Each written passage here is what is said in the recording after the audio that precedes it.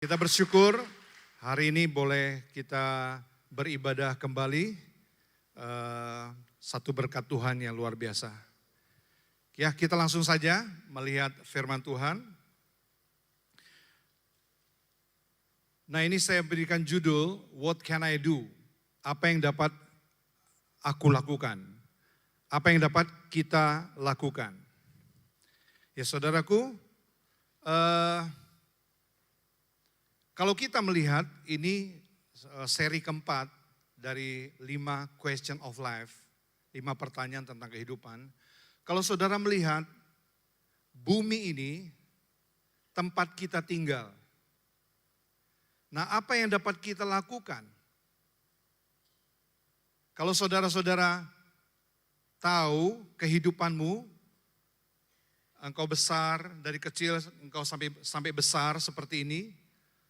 Lalu kita bekerja, kita mencari nafkah, kita berkeluarga. Setelah itu kita punya cucu, yang punya cucu tentunya. Nah kemudian kita ngapain lagi? Kita mati. Habis cerita kita. Nah, pernah enggak kita merenungkan pertanyaan ini? What can I do? Apa yang dapat kita lakukan di bumi ini? Seringkali kita berpikir hidup ini cuma untuk bekerja, mencari nafkah, dan kemudian kita mati. Coba saudara renungkan. Memang pertanyaan ini saudaraku kalau kita merenungkannya begitu dalam.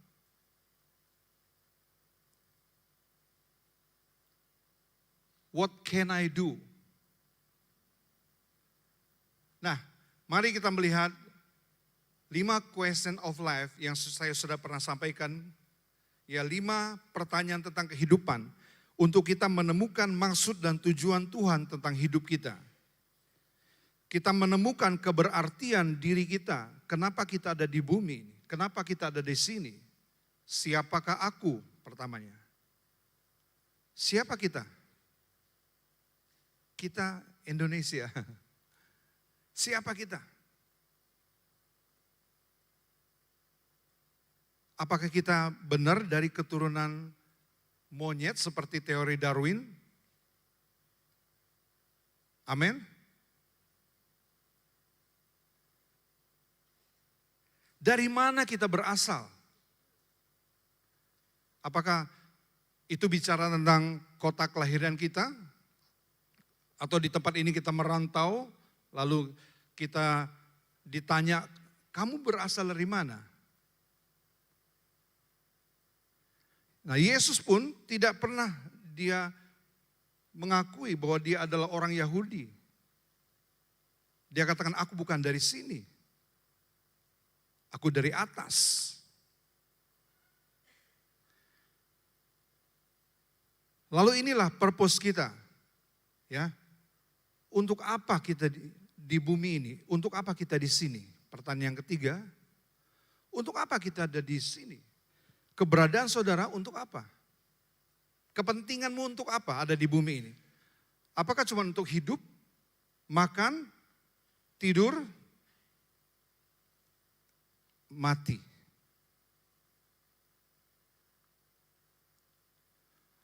Lalu kalau kita bisa menemukan jawaban ini, kita ke pertanyaan yang keempat, apa yang kita bisa lakukan di bumi ini? Nah baru yang kelima, pertanyaan yang terakhir, kemana aku akan pergi? Ini sangat penting, sebab kehidupan ini kita tidak berakhir begitu saja. Apa yang Tuhan sudah taruh di dalam hidup kita, itu akan kita pertanggungjawabkan semuanya.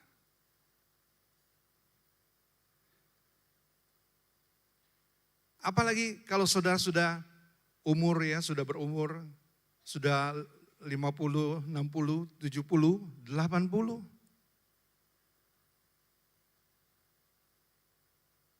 Apalagi sampai 90. Ini Bapak Gembala tidak bersama dengan kita. Bapak Gembala menghadiri pemakaman mantan ketua pusat kita, Ahamande, Om Ahamande.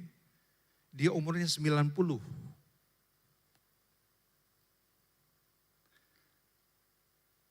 Nah, marilah kita merenung sejenak. Kita bertanya tentang pertanyaan hidup ini, pertanyaan kehidupan ini.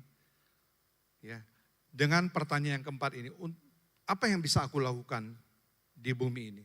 Ini pertanyaan tentang potensi. Tentang apa yang kita bawa di dunia ini.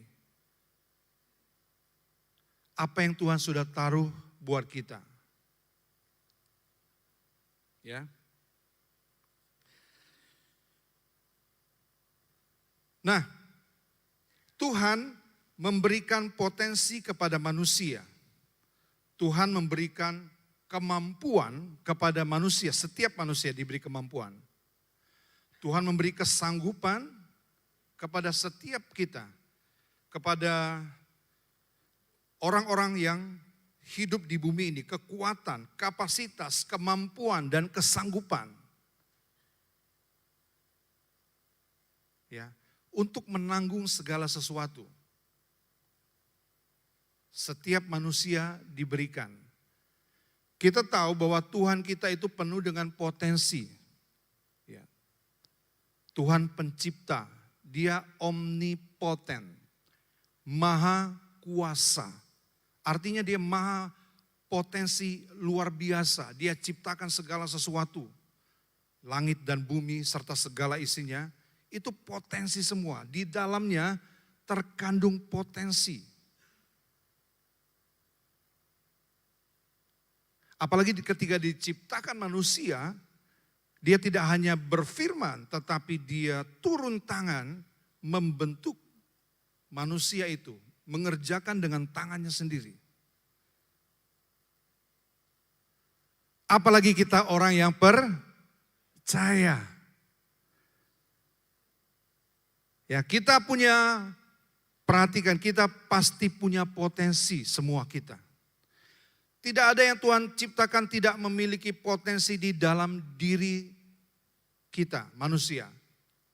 Kalau saudara lihat orang-orang yang tidak percaya saja potensinya luar biasa. Ya, mereka bisa membangun jembatan, membangun pencakar-pencakar langit, membuat semua di bumi ini jadi indah.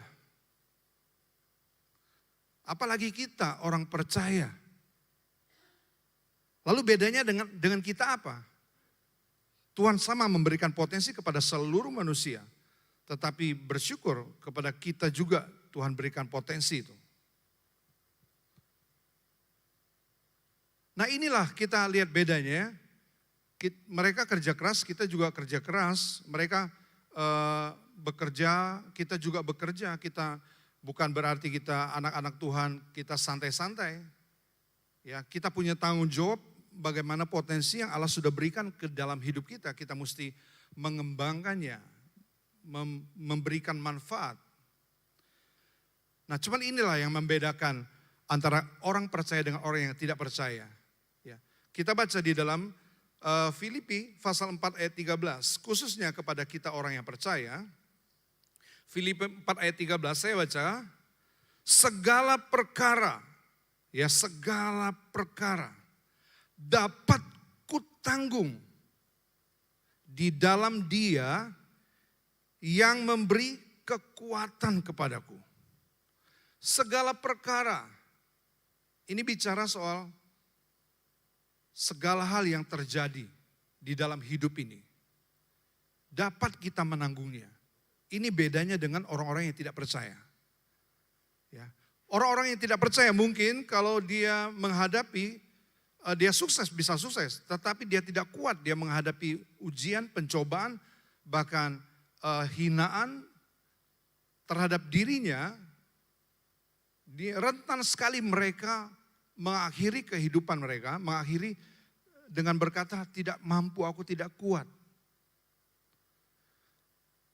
Tidak demikian bagi orang-orang yang percaya, amin.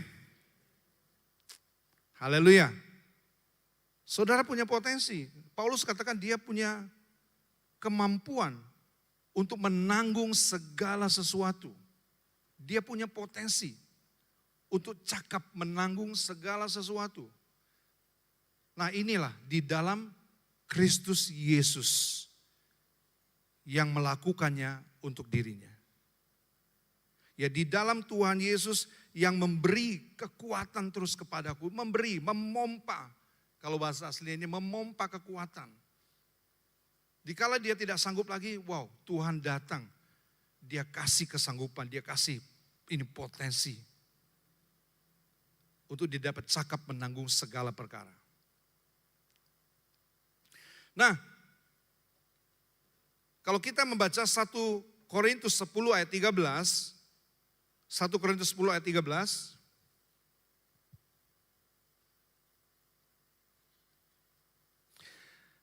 Pencobaan-pencobaan yang kamu alami ialah pencobaan-pencobaan biasa. Ya, yang kamu alami, yang kita alami biasa. Jangan katakan luar biasa. Krisis itu biasa. Amin. Amin. Yang percaya katakan. Ya, menghadapi krisis itu biasa. Tidak melebihi kekuatan manusia. Tidak melebihi potensi yang Allah sudah berikan kepada manusia. Tidak melebihi. Artinya kita dapat menanggungnya, apalagi orang-orang percaya. Kita dapat menanggungnya. Ya, beda dengan orang-orang yang tidak percaya, dia tidak kenal Tuhan, dia tidak kenal kekuatan Tuhan, dia tidak terima anugerah dari Tuhan, dia tidak terima karunia daripada Tuhan. Ya, tidak melampaui, tidak melebihi kekuatan manusia sebab Allah itu setia, apalagi kita punya Allah yang setia. Allah itu setia, amin. Setia dia kepada janjinya. Allah itu setia, karena itu ia tidak akan membiarkan kamu dicobai melampaui kekuatanmu. Melampaui potensi yang ada pada dirimu. Dia tidak akan mencobai. Seperti air laut, Allah tidak izinkan untuk melewati pinggir pantai, kecuali kalau tsunami lagi datang. Ya, dia tidak akan mengizinkan melampaui kekuatanmu. Tidak akan melebihi, melampaui kekuatan. Pada waktu kamu dicobai, ia akan memberikan kepadamu jalan. Ya. Dia tidak mungkin mencobai kita melampaui kekuatan manusia kita. Jadi kita tahu sekarang, saudara itu mampu menghadapi stres, masalah, kehidupan, apapun itu juga. Baik kesalahan diri kita sendiri maupun yang dibuat oleh orang lain. Terutama kalau kesalahan kita sendiri kita tanggung, kita memang harus menanggungnya. Tapi percayalah Allah beri kekuatan kepada dirimu. Satu potensi, kekuatan. Nah tujuannya memang adalah untuk mengembangkan otot-otot rohani kita. Kita yang senang latihan fitness, ya otot-otot kita jadi besar. Nah bagaimana mungkin manusia roh kita tidak kita latih.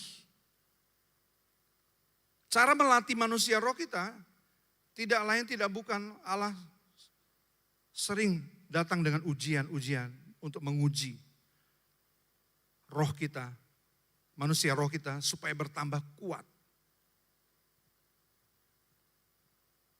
Ya, supaya bertambah kita cakap menanggung segala sesuatu. Nah, Tuhan tidak akan menuntut sesuatu yang dia tidak pernah taruh. Pasti dia menuntut sesuatu yang sudah dia taruh di dalam diri kita. Dia tuntut itu keluar. Ingat waktu Tuhan menciptakan Adam dengan sebuah perintah, penuhilah bumi, taklukkanlah itu, kuasai itu. Apakah kita berpikir, oh manusia tidak sanggup melakukannya, menaklukkan bumi, menguasainya, memenuhi bumi ini. Oh manusia tidak sanggup, terlalu sulit itu. Allah tidak mungkin menuntut kalau dia tidak memberikannya terlebih dahulu di dalam hidup kita. Itu sebabnya dia sudah menaruh, ya kita akan baca nanti, dia sudah menaruh sesuatu di dalam dirimu, yaitu potensi. Itu sebabnya dia tuntut keluar. Ayo lakukan sesuatu. Nah, dia berikan kita potensi bukan hanya untuk menanggung masalah. Dia berikan kita kemampuan bukan hanya untuk menanggung masalah-masalah kehidupan dan pencobaan. Dia memperlengkapi kita juga dengan potensi untuk segala sesuatu yang berguna bagi hidup ini dan bagi hidup yang saleh. Tadi kan kita sudah membaca bahwa kita sanggup menanggung segala sesuatu yang Tuhan izinkan terjadi dalam hidup kita untuk mengembangkan otot-otot rohani kita. Tetapi bukan hanya cakap memberikan potensi untuk kita bisa menanggung, dia memberikan potensi kepada kita untuk segala sesuatu yang berguna untuk hidup dan untuk kesalehan.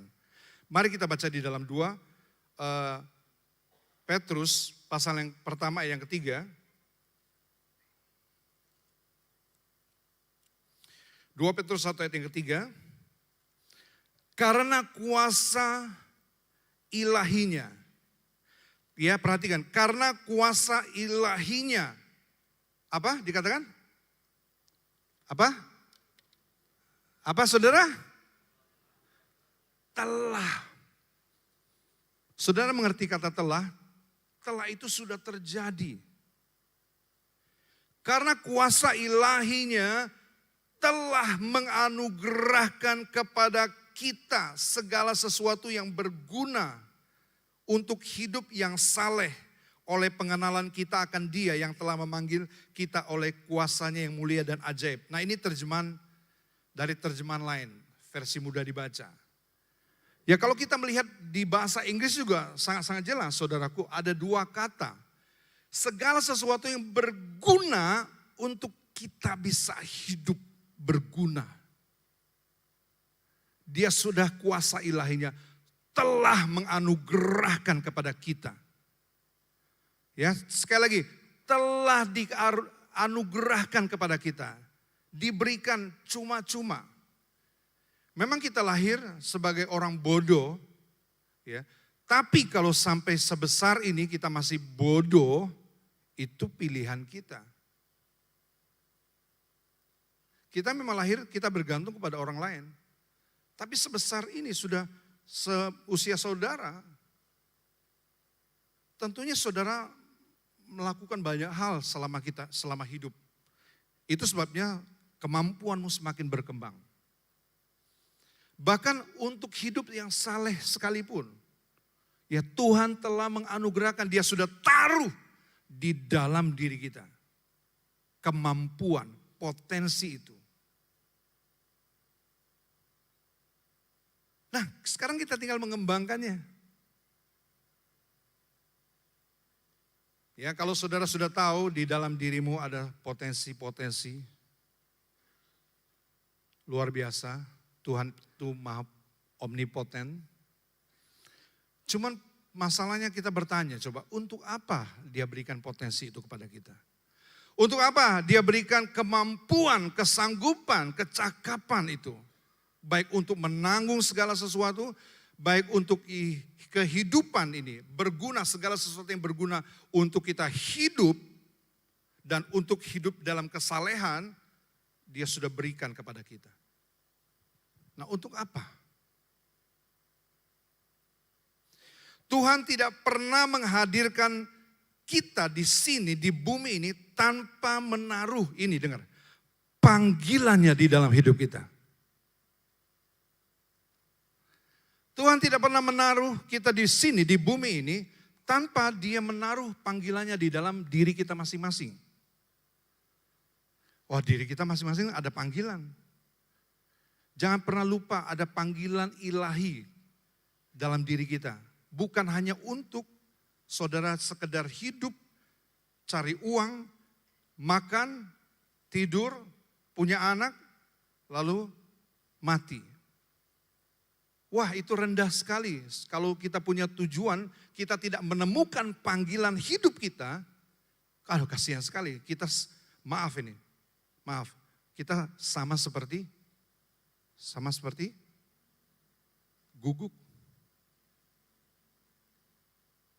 Yang hidup hanya untuk makan, bekerja, kawin, lalu mati. Dalam diri kita ada panggilan ilahi. Wow, mulia sekali hidupmu kalau kita dapat menangkap maksud dan tujuan Tuhan. Itulah sebabnya dia berikan potensi itu kepada saudara. Saudara mengerti? Saudara mengerti? Yang mengerti katakan amin. Ya. Tuhan tidak pernah menghadirkan kita di bumi ini tanpa menaruh panggilannya dalam hidup kita.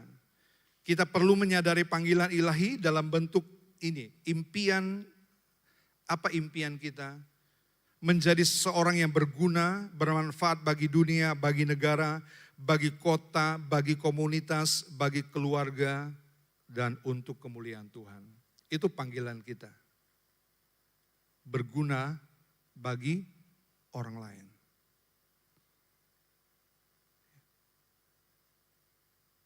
Hidupmu berguna bagi orang lain, itu sebabnya saudara penting.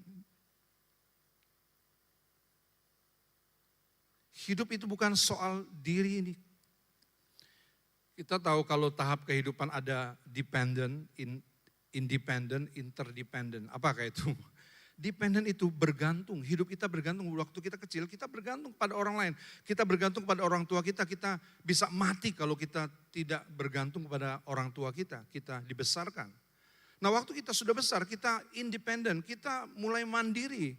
Kita mulai bisa berdiri sendiri, bisa mandi sendiri, bisa segala sesuatu bisa sendiri. Tapi hidup independen itu berbahaya sebab akan menimbulkan keegoisan bagi diri kita. Itu sebabnya yang tahap kehidupan yang ketiga yang saudara harus jalani sebagai tanda kedewasaan daripada saudara adalah interdependent. Ya, kehidupan saudara bergantung kepada orang lain, kita tidak bisa hidup tanpa orang lain, tapi kita juga bisa hidup mandiri. Itulah kehidupan yang berbuah. Itulah kedewasaan rohani. Interdependent. Hidup kita ini untuk apa? Untuk berbuah. Dan buah itu, perhatikan, tidak pernah dimakan oleh pohon. Ini sebuah prinsip. Memang kita tahu pohon tidak bisa makan buahnya. Tapi bukankah ini prinsip kehidupan? Kita sering kali mengilustrasikan bahwa hidup kita seperti pohon. Dan pohon itu harus berbuah. Pohon itu yang dinanti-nantikan oleh banyak orang. Semua orang menantikan sebuah pohon itu buahnya. Dan buahnya itu memberikan manfaat bagi orang lain. Pohon tidak pernah makan buahnya sendiri. Ini prinsipnya. Saudara jangan takut. Keuntungan itu kembali kepada saudara. Ya, keuntungan itu. Pohon yang subur itu percayalah. Saudara dipelihara oleh Allah, dikasih subur oleh Allah, ditambahi oleh Allah berkat. Kehidupan yang selalu jadi berkat itu, mau jadi berkat, Allah pasti pelihara hidup orang itu. Ya. Allah pasti pelihara orang-orang yang menjadi berkat. Nah, kita melihat untuk memenuhi panggilan, Dia memberikan kita potensi itu. Kita punya panggilan semuanya. Mari kita melihat panggilan Abraham. Ya, di Kejadian 12 ayat yang pertama, kedua dan ketiga. Kejadian 12 ayat 1 sampai 3. Berfirmanlah Tuhan kepada Abraham, pergilah dari negerimu, dari sanak saudaramu dan dari rumah bapamu ke negeri yang akan kutunjukkan kepadamu. Ke negeri yang akan kutunjukkan. Lihat, ini visi yang Allah berikan kepada Abraham. Allah kita itu Allah yang besar. Dan Dia, saudaraku, orang besar mana yang kalau punya rencana bagi anak-anaknya, rencana yang kecil.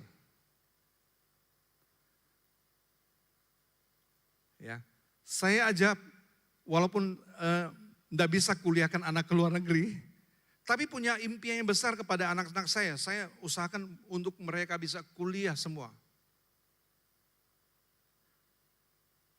Apalagi kalau saudara yang di sini ada bos-bos di sini? Ya tentunya ada. Saudara, kalau saudara bikin rencana, tidak mungkin saudara bikin rencana yang kecil buat anak saudara. Minimal anak saudara sekolah ke luar negeri, diungsikan ke luar negeri. Supaya dia belajar di sana. Kita punya Allah yang besar, haleluya. Haleluya. Dia punya rencana yang besar bagi saudara, bagi semua saudara-saudara. Dia punya impian. Itu sebabnya mimpikanlah sesuatu yang besar. Wah, mimpi di siang bolong kali. Saudara, prinsip ini jangan pernah lupa. Tidak ada yang mustahil bagi Tuhan. Tidak ada yang mustahil bagi orang percaya, sama. Impian yang besar yang dimiliki oleh Tuhan diberikan kepada Abraham. Nah kita lihat ya, panggilannya ini. Aku akan membuat engkau menjadi bangsa yang besar dan memberkati engkau serta membuat namamu masyhur dan engkau akan menjadi berkat. Nah ini panggilannya, menjadi berkat. Dan setiap kita orang-orang yang percaya hidup dari iman Abraham, kita juga punya panggilan menjadi berkat. Saudara, kalau kita menyangkali ini, kita nggak mau terima kita nggak mau jadi berkat, maka janji-janji Abraham itu tidak terjadi bagi diri kita juga. Panggilan Abraham jadi berkat, kita menjadi keturunan Abraham karena Kristus.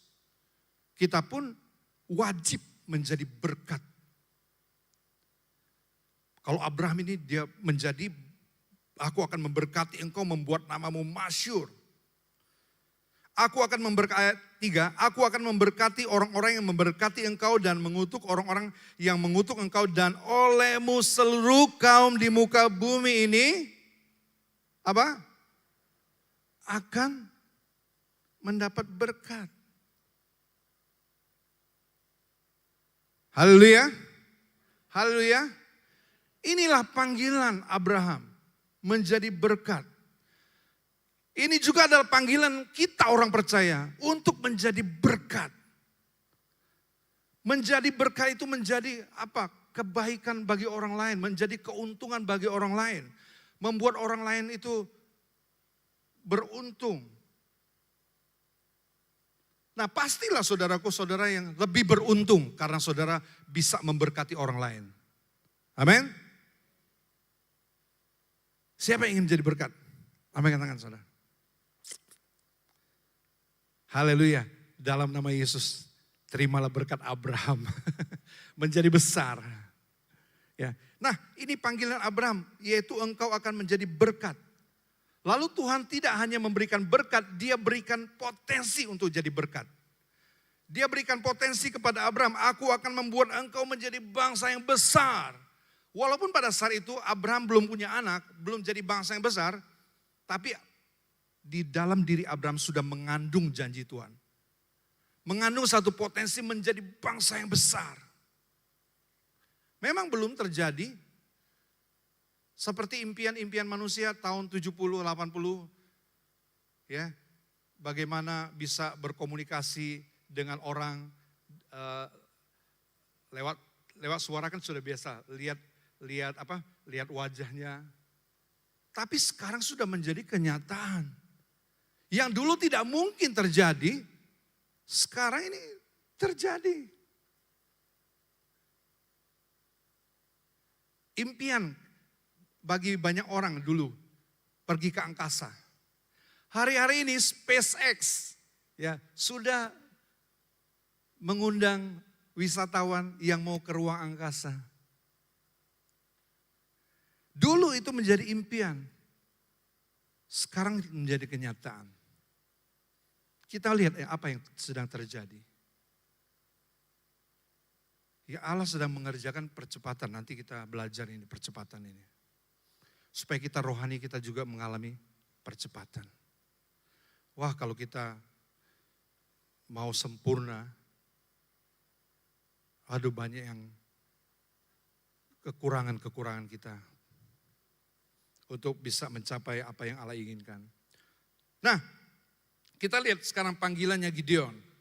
Untuk memimpin bangsa Israel mengalahkan Midian, panggilannya Gideon ini. Ya. Pahlawan gagah berani yang dilahirkan dari ketaatan oleh iman. Nah, Gideon masalahnya tidak menyadari bahwa di dalam dirinya ini ada panggilan Allah untuk memimpin bangsa Israel mengalahkan Midian. Dia tidak sadar sampai malaikat Allah harus datang kepada dia dan menegur dia, engkau pahlawan yang gagah berani. Ya, malaikat itu katakan seperti itu. Saya baca ayat 11, Hakim-Hakim 6 ayat 11. Kemudian datanglah malaikat Tuhan dan duduk di bawah pohon terebintin di Ofra. Kepunyaan Yoas orang Abiezer itu, sedang Gideon anaknya, lihat, mengirik gandum. Dia mengirik gandum dalam tempat pemerasan anggur. Ngirik gandum dalam tempat pemerasan anggur. Bukan pada tempatnya. Kenapa? Ya, dijelaskan di sini, dijelaskan agar tersembunyi bagi Midian. Wah, rupanya dia penakut, dia juga takut kepada bangsa Midian. Bangsa Midian ini suka kalau mereka panen, panennya dirampas dan dijadikan jarahan bagi orang-orang Midian. Nah, bangsa Israel pada waktu itu semuanya di bawah jajahan Midian. Tidak ada yang muncul. Tapi Tuhan sudah ingatkan, Tuhan sudah melihat jauh. Engkau adalah pahlawan. Nah, dari mana muncul itu? Itu potensi. Allah sudah melihat jauh, lebih jauh daripada apa yang bisa dilihat oleh Gideon. Dia sudah melihat potensi itu, malaikat Tuhan. Tuhan sendiri yang berkata ini kepada diutus malaikatnya. Dia katakan, malaikat Tuhan menampakkan diri kepadanya yang berfirman demikian, Tuhan menyertai engkau, ya pahlawan yang gagah berani. Padahal dia takut waktu ini. Engkau pahlawan. Tuhan bisa melihat siapa diri kita dan panggilan apa yang besar yang Tuhan sudah taruh di dalam diri kita.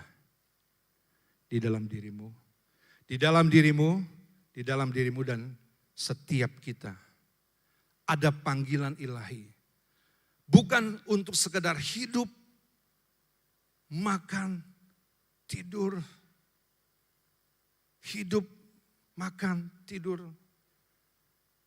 Pada akhirnya kita dibawa ke sebuah sudut di mana kita terpojok dari sana, tidak bisa kemana-mana lagi. Kita harus menjawab pertanyaan ini, tetapi terlambat sudah. Umur kita sudah bertambah, umur kita sudah di penghujung. Nah, syukur kalau bisa masih menemukan panggilan ini. Ada berapa banyak orang yang meninggal dia tanpa dia sadar potensi yang dibawa di dalam dirinya. Orang-orang muda dia tidak sadar siapakah dirinya di dalam Tuhan. Tuhan punya mimpi yang besar bagi dirinya. Tapi lihatlah, orang yang tidak punya tujuan, dia tidak mengerti apa yang Tuhan taruh di dalam dirinya. Dia habiskan dengan minuman keras. Dia habiskan dengan ngisap narkoba. Dia habiskan dengan sesuatu yang sia-sia.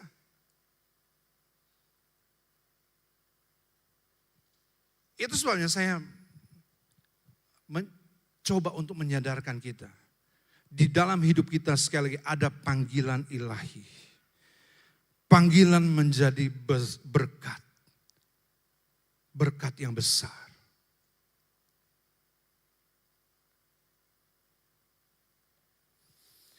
Ya, kita melihat sekarang Yesus kita, anak manusia. Sama seperti Matius 20 ayat 28. Matius 20 ayat 28, sama seperti anak manusia. Dia datang, dia bukan untuk dilayani. Dia datang bukan untuk dilayani, tetapi melainkan untuk melayani. Dia tahu tujuan hidupnya sudah, dia tahu panggilannya. Dia datang untuk melayani dan untuk memberikan nyawanya menjadi tebusan bagi banyak orang. Dia sudah tahu panggilannya. Dia datang ke dunia hanya untuk melayani dan memberikan nyawanya untuk tebusan bagi saudara dan saya. Dan itu sebabnya seluruh potensi yang Tuhan punya, Yesus punya, dia pakai habis-habisan untuk berjalan menuju ke salib. Itu tidak mudah saudara bagi kemanusiaan Yesus. Bagaimana di Taman Getsemani dia harus bergumul dengan kehendaknya atau kehendak Bapa yang terjadi. Belum lagi dia dihina, diejek oleh manusia yang dia ciptakan sendiri. Bagaimana dia disangkal oleh murid-muridnya. Wow. Tapi dia apa? Dia penuhi panggilannya apapun yang terjadi. Dia memberikan nyawa untuk saudara dan saya. Itu panggilan Tuhan.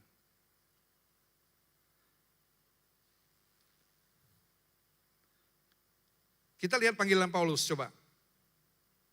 Panggilan hidupnya Paulus. Kisah 20 ayat 20. Sungguh pun demikian, aku tidak pernah lalai. Dia katakan, aku tidak pernah lalai. Aku tidak pernah melalaikan apa yang berguna bagi kamu. Paulus juga bersyukur dia diperlengkapi dengan potensi kemampuan. Dan kemampuan itu dia pakai untuk memperlengkapi jemaat-jemaat. Dia katakan, aku tidak lalai mengerjakan semua. Aku tidak lalai. Aku tidak membiarkan sedikit pun waktu untuk bersantai. Dibandingin dengan kita kali, banyak sekali waktu kita bersantai.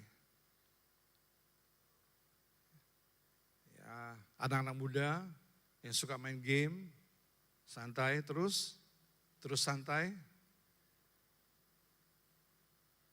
Mari kita pikirkan, apa panggilan kita? Potensi sudah Allah berikan dalam hidup kita. Potensi diberikan untuk menyelesaikan panggilan ini. Ya, aku tidak melalaikan apa yang berguna bagi kamu. Semua kuberitakan dan kuajarkan kepada kamu. Ya, semua kuberitakan. Tetapi ayat 24, aku tidak menghiraukan nyawaku sedikit pun. Aku tidak menghiraukan nyawaku sedikit pun. Asalkan saja, asal saja aku dapat mencapai garis akhir. Finish strong. Mencapai garis finish. Dan tetap kuat. Mencapai garis akhir dan menyelesaikan pelayanan yang ditugaskan bagiku.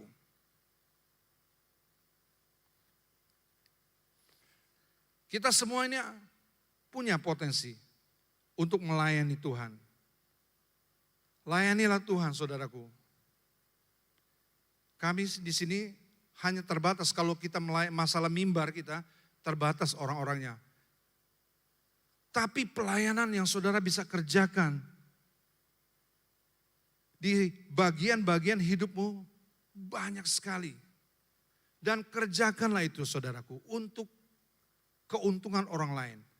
Terutama untuk keselamatan jiwa-jiwa. Nah kalau kita lihat ini, asal saja aku mencapai garis akhir dan menyelesaikan pelayanan yang ditugaskan oleh Tuhan Yesus kepadaku untuk memberi kesaksian tentang Injil kasih karunia Allah.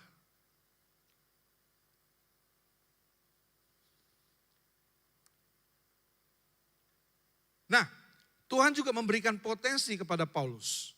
Dia berikan panggilannya, dia berikan potensi. Ternyata Paulus ini seorang yang pinter sekali, dia bikin kemah. Dia membuat kemah, dia mendandani yang rusak, dan dia menjual kemah itu. Nah, mari kita baca Kisah Para Rasul pasal 20 ayat 34 sekarang. 34, kamu sendiri tahu bahwa dengan tanganku sendiri aku telah bekerja. Garis bawah ini, aku telah bekerja. Bekerja itu apa? Bekerja itu apa? Kalau kita kasih tahu sama anak-anak kita, nak, papa lagi kerja. Papa cari uang. Nah, berbahaya sekali, kita sudah tanamkan dari sejak kecil kepada anak-anak kita bahwa papa pergi bekerja cari uang. Nah, saudaraku, bekerja itu prinsipnya itu mengeluarkan potensi kita. Dengan bekerjalah semua terjadi seperti yang kita lihat pada saat ini. Semua ini bekerja, dari hasil kerja.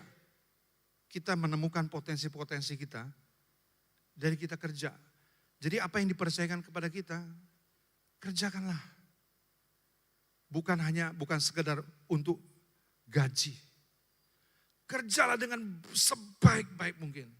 Tuhan tidak pernah tutup mata kepada potensi yang Dia sudah berikan kepada saudara. Kepada visi yang Dia sudah berikan kepada saudara. Tuhan tidak akan menutup matanya. Kalau engkau kerjakan dengan sungguh-sungguh, potensi yang ada pada dirimu. Saya percaya Tuhan yang berjanji, Tuhan akan menggenapi. Bahwa Dia akan menjadikan engkau berkat bagi banyak orang. Berkat bagi banyak orang. Nah, potensinya apa? Ya, kamu sendiri tahu bahwa dengan tanganku sendiri aku telah bekerja untuk memenuhi keperluanku dan keperluan kawan-kawan seperjalananku. Oh, Paulus ini bukan cuma minta-minta sebagai seorang hamba Tuhan. Dia katakan, aku punya hak untuk meminta dari apa yang aku ajarkan kepada jemaat-jemaat, apa yang aku berikan kepada jemaat-jemaat, aku punya hak. Dia katakan, tetapi aku tidak mau mempergunakan hakku. Aku lebih senang bekerja. Kalau sekarang beda. Ada hamba-hamba Tuhan yang bekerja, saking bekerjanya mendapat untung yang lebih, dia lupakan pekerjaan Tuhannya. Dia bekerja, hidup dari pekerjaannya. Tapi Paulus ini, saudaraku, dia bekerja bukan untuk kaya. Dia bekerja supaya jemaat itu dia tidak jadi batu sandungan meminta-minta kepada jemaat. Itu sebab dia bekerja. Dengan pekerjaannya dia bisa menghasilkan sesuatu yang dia pakai. Perhatikan, untuk keperluanku dan keperluan kawan-kawan seperjalananku. Dalam segala sesuatu telah kuberikan contoh kepada kamu. Bahwa dengan bekerja demikian kita harus membantu orang-orang yang lemah. Saudara, orang-orang yang lemah di sekitar saudara, itu jadi sasaran bantuanmu. Ya. Dan harus mengingat perkataan Tuhan Yesus sebab Ia sendiri telah mengatakan adalah lebih berbahagia memberi daripada menerima. Nah, inilah kekristenan yang generosity. Kekristenan yang dewasa. Kekristenan yang berbuah. Dia punya kemurahan hati. Dan ini panggilan Tuhan dalam hidup kita. Menjadi berkat. Melalui pekerjaan kita masing-masing. Keluarkanlah potensi dirimu. Apa yang kau sedang kerjakan sekarang bukan sebatas pekerjaan. Bukan sebatas ini. Tetapi Tuhan mau menginginkan keluarkan potensi dirimu. Apa yang Dia sudah berikan. Kita keluarkan. Dengan pekerjaan, melalui pekerjaan.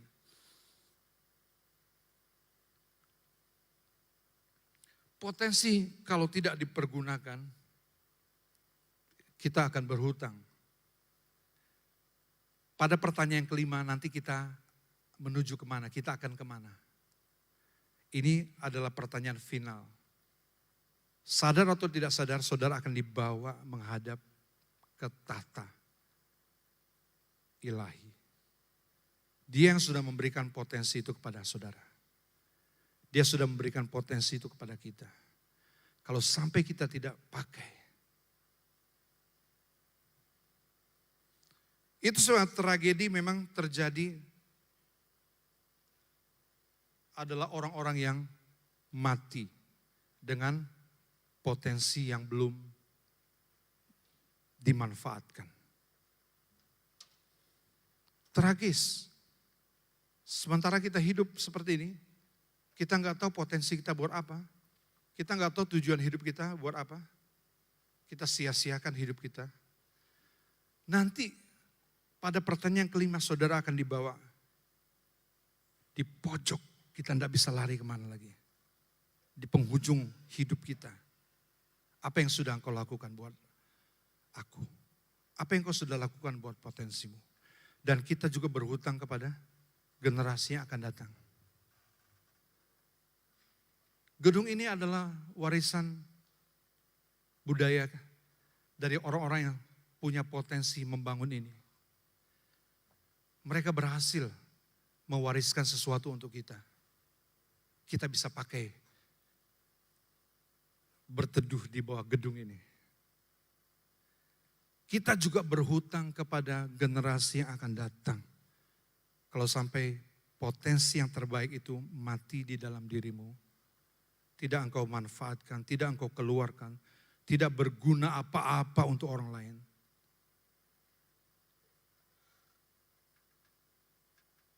Puji nama Tuhan.